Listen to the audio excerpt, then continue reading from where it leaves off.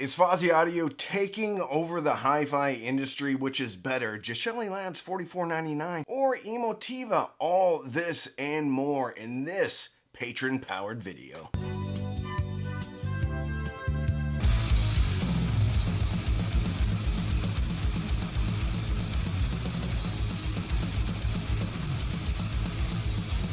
I have an awesome Patreon community. We have a patron-only Facebook group. We have a patron-only Discord server with gear giveaways. Over 600 people strong. This is the best community in hi-fi today. We're nice to each other. So people send in questions and I answer them on a video.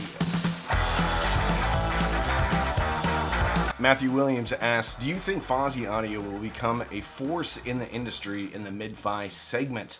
I own the ZA3 and it's pretty impressive. I think they already are a force. I think the real question is, how do you define lo-fi, mid-fi, fun-fi? Actually, Bob Fonseca from United States of Analog coined a term fun-fi. And you could put IIMA in there, Fosi Audio, Duke Audio, Noob Sound, Knob Sound, FX Audio, all the really affordable stuff. I would have even considered Weem to be in the fun-fi category, but they have leveled up to the point where they are distributed by Crutchfield. Heck, they're even on Klipsch's own website. You can buy the Weem Mini and the Weem streamers over on Klipsch. Getting back to your question though, I think Fosi has already established its dominance at the top of that fun-fi segment. And I think they're already encroaching on the SMSL, the toppings of the world, and doing it more affordably with more options and as good, if not better, sound. I still think there's work to be done aesthetically on the packaging of the equipment. If you take a look at something like an SMSL AL200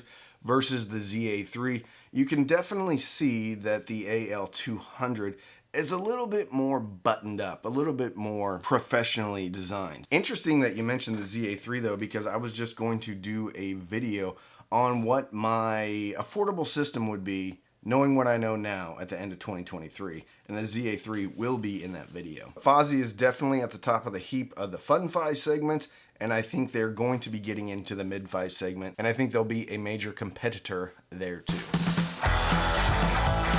Another question from Matthew Williams. That's a good one. So you get two questions, Matthew. Is the Geshelli Labs $44.99 chipset DAC versus the Emotiva XDA-3 preamp, which is a better buy? I think it depends on what you're looking to do. Out of the box, the $44.99 with the Texas Instruments op amps installed, I think is pretty much on par with the sound quality coming out of the XDA-3 from Emotiva.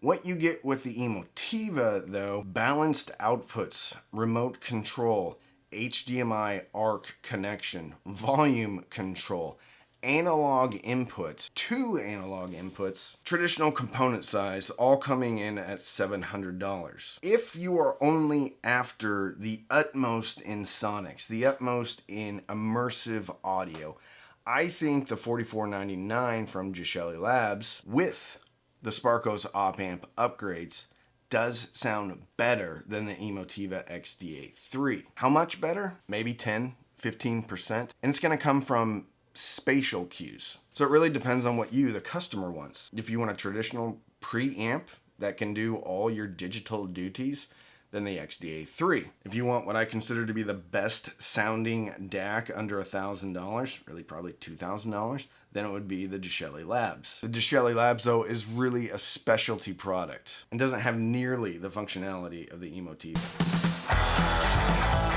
Matchy asks, is it worth updating a mid-80s integrated amp and inputs? If so, how would you do it on a budget? Ask this in light of the new Fosi ZA3 and the new Weem amp.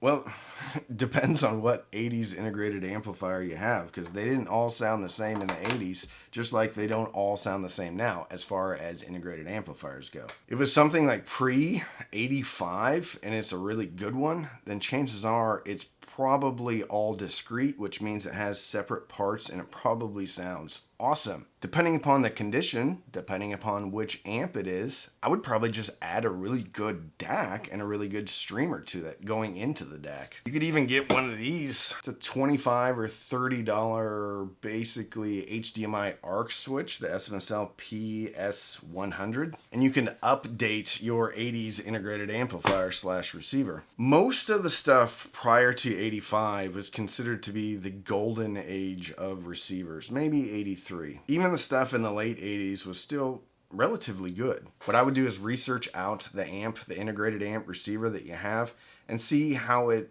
stacks up against stuff of that era. If it's well regarded, chances are it's probably as good, if not better, than anything that you can get today, probably under $1,000. Mike S asks, when I'm A-Bing two sets of speakers, how do you maintain the positioning? Wouldn't it be different if you have them right next to each other and you don't get the positioning just right? So yes, it would.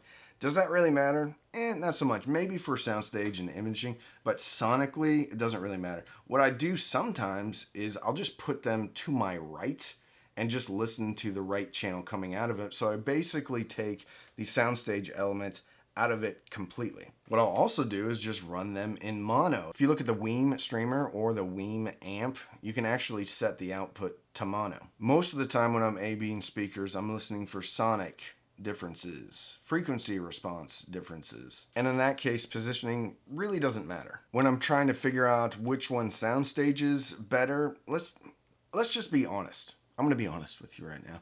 Soundstage is more of a function of the room and the positioning of the speaker than the speaker itself. Do some speakers soundstage better than others?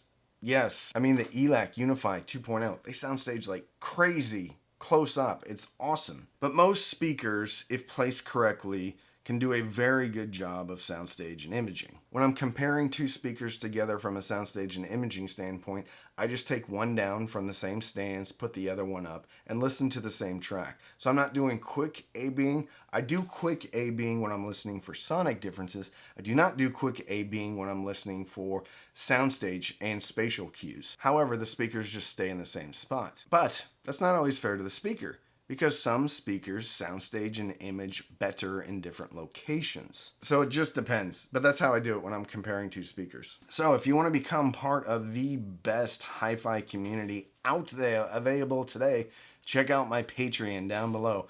Patreon.com/cheapaudioman. Few different tiers of memberships. You get access to the Facebook group, access to the Discord server on the lowest tier, which I think is only $5. We have patron-only Zooms on Sundays, and you get to make some great friends. So don't binge watch anything on Netflix or Hulu. Binge listen to your awesome music. Reflect on how awesome 2023 has been, and fill your soul with happiness. And with that, I'm Randy. I'm the Cheap Audio Man.